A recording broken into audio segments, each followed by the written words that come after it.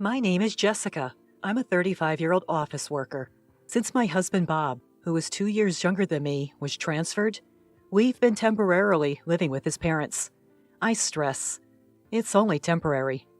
Bob seems to enjoy living in his childhood home, but I am eager to find our own place and move out as quickly as possible. This is because I simply can't get along with my in-laws, especially my mother-in-law. She was always a nasty person, even before our marriage. But after living together, her attitude is more harsh than before. "Jessica, haven't you gone shopping yet? You missed the supermarket's early bird sale. You can't even shop efficiently. Tisk, tisk." I work from home with my company's permission, but I'm still working during weekdays. There's no way I could make time for my shopping at the supermarket's early bird sale time. Mother-in-law, as I've said many times, I work during the day, so I can't go shopping until after 5 p.m. Every time I say this, my mother-in-law criticizes me. Here she goes, so arrogant. Can't even have a child. Bob and I don't have children. We haven't specifically checked at the hospital, so we don't know who is to blame. I wanted a child, but considering Bob's income, we couldn't afford the expensive fertility treatments. Even before moving in together, I was distressed by my mother-in-law's nasty remarks, but it was better when we were living separately.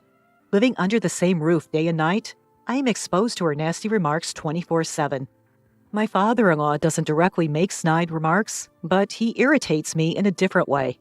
He seems to believe that women over 30 years old are old lady, and treats me, a 35-year-old woman, as such. "Hey, old lady, get me the ashtray. Why are you wearing a skirt? No one wants to see your legs."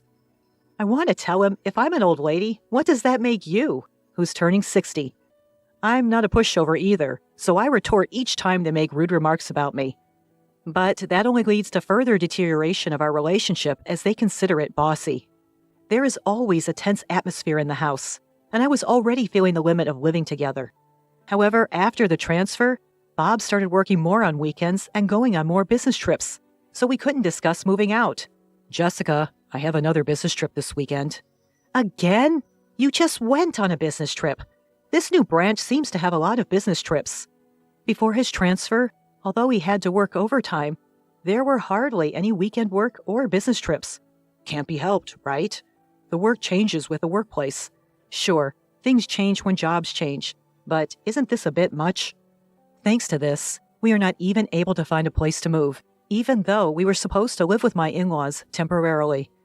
What if we had to live with my in-laws for a long time? I was afraid of that. But then, one day, something happened.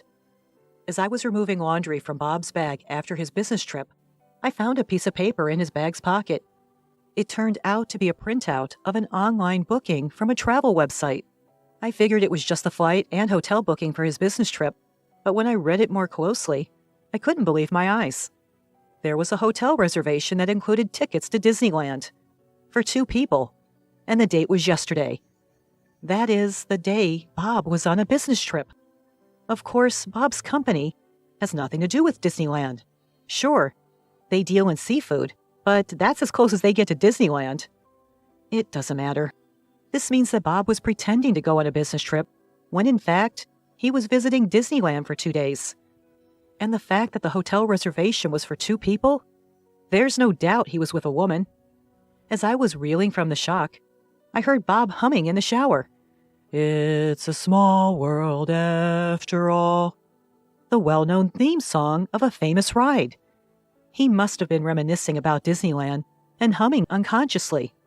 But it seems that attractions are not important in a fun and enjoyable affair trip. I was so angry that I was ready to charge into the bathroom and confront Bob. But just then, Bob's phone rang. I was too enraged to think clearly, so I answered the call without thinking. "Hello? Hello?" For a moment, I heard a young woman's voice, and then the call was abruptly cut off. Could it be? I was convinced. The call just now was no doubt from the woman Bob went to Disneyland with. In other words, Bob's mistress. When she heard my voice answering Bob's phone, she must have panicked and hung up. I checked the call history on his smartphone. Bob isn't really security conscious, so he doesn't bother to set a decent password. I figured his passcode would probably be his 4-digit birth date. And bingo! The phone was unlocked in no time.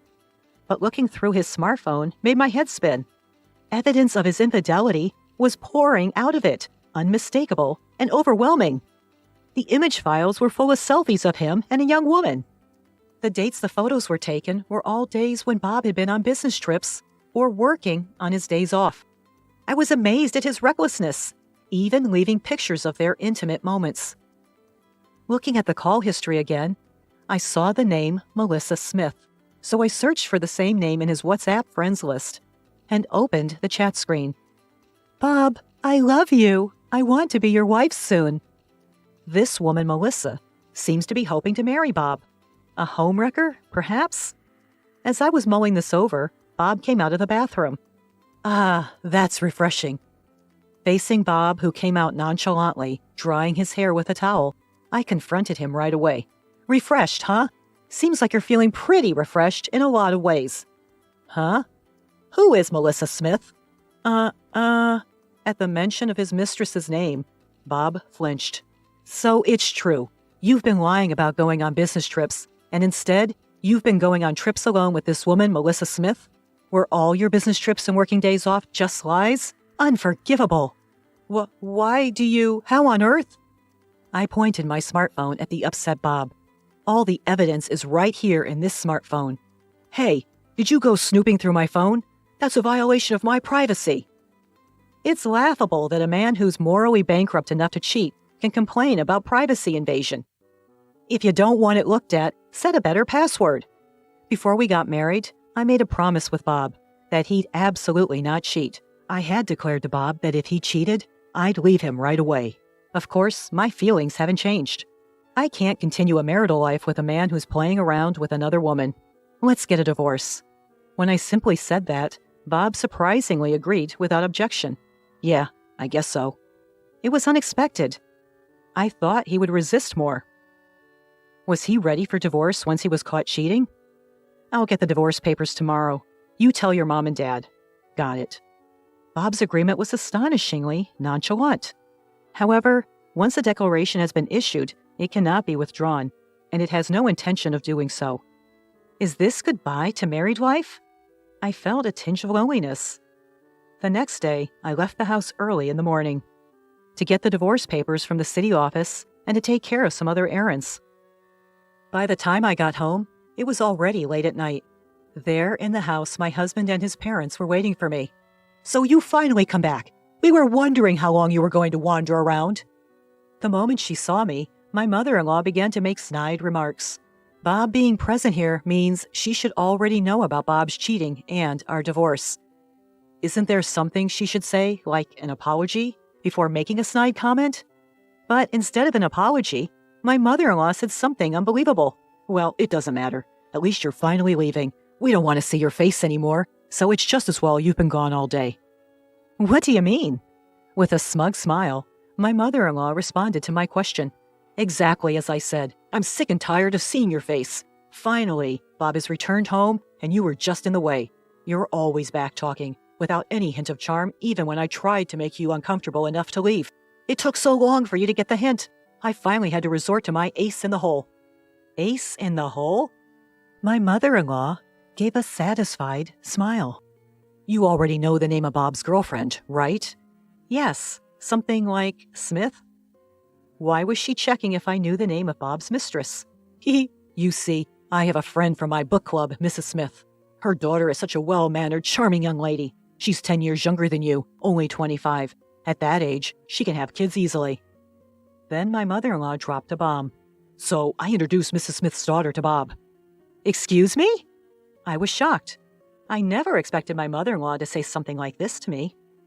"Are you saying, mother-in-law, you arranged Bob's affair?" "Oh, arranged sounds so scandalous. I simply introduced them." I was completely taken aback by my mother-in-law, proudly talking about her own wrongdoings.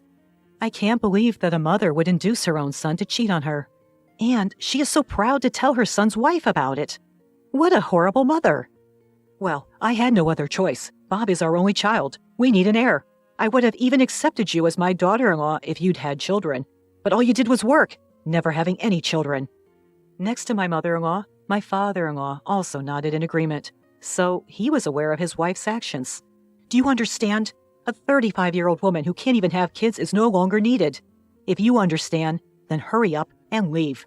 With a triumphant look, my mother-in-law pointed at me.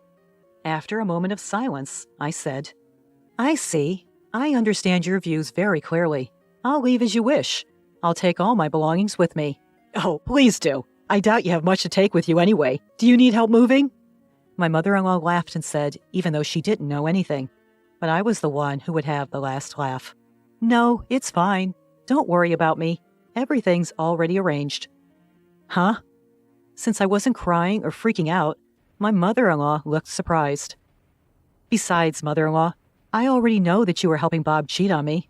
"What?" I smirked at my mother-in-law. "What do you think I've been doing all day? If I just went to the city hall to get divorce papers, it wouldn't have taken this long.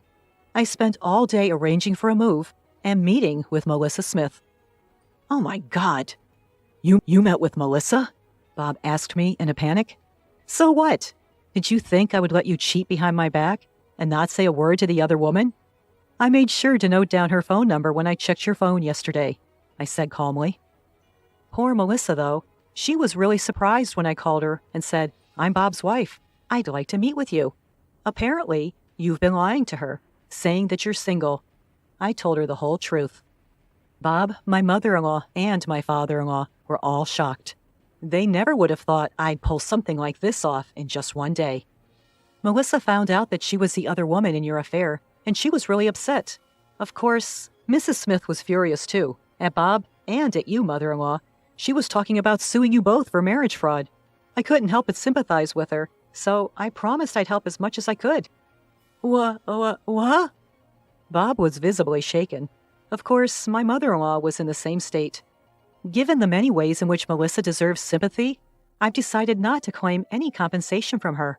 Instead, I'll increase the amount I claim from you, Bob, and you, mother-in-law, and father-in-law. "Compensation?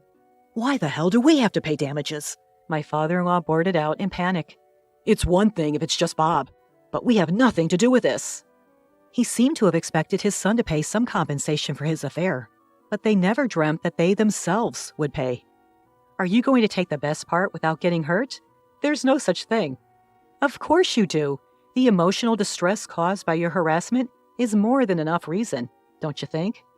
As I said this with a smile, my father-in-law fell silent. "And have you forgotten what I do for a living? I work at a law firm. Why don't I consult with my boss, the attorney, and see just how much we can squeeze out of you in compensation?" I had already informed my attorney at the firm about the situation. What? Then the sound of a car pulling up in the driveway was heard. "Oh, they're here." "Hey there, this is a moving service." I headed to the door with a warm smile on my face. "Thanks for having you come at late time. Sorry for the sudden request." "No problem. We had a spot open for the night shift." "It actually worked out for me as well. I managed to get some other things done, so please get started right away. Oh, and be careful. There are some fragile items." As I invited them in, several movers began to shuffle into the house and start gathering the belongings. "Wait! Hold on!" Following my instructions, they began to pack up my things with a swift and efficient rhythm. Not just my clothes, books, and computer, but even the appliances in the living room and kitchen. "Hey, you guys, don't take that. That's ours." No. I brought everything here when we moved in. They're all mine. When Bob and I first moved here because of his job transfer, all the appliances in the in-laws' house were old ones that they'd been using for ages. I couldn't bear it and had our appliances shipped over from our previous apartment. Now it seemed that my mother-in-law had gotten used to the latest appliances and mistaken them for her own. A robotic vacuum and cordless cleaner. A high-end oven range capable of various cooking methods. An induction cooktop. A negative ion hairdryer, and an espresso machine. "You're taking everything? You greedy woman!" Mother-in-law lunged at me, but Bob stopped her. "Mom, it can't be helped." "But—" "It's all Jessica's." It seemed that Bob had accepted the situation. However, it seemed that my mother-in-law wasn't ready to give up just yet. Once you know the superiority of the latest appliances, you can't go back, right? If you're dissatisfied, why don't you buy new ones? Though, after paying the compensation, It seems unlikely that you'll have enough money to buy new high-end appliances. While this was going on, the movers were rapidly moving my stuff into their truck under my direction. They bowed to me and hopped into the truck. Okay, I'll be heading to the new address as well. Please make sure everything gets there. As I watched the moving truck drive off, I got into my car. Of course, this car is also mine. Where is that truck going? Bob asked. Huh? Of course, I'm taking it to my apartment. The one I lived in before you were transferred. My apartment. The apartment I bought when I was single was listed for sale with a realtor due to Bob's job transfer.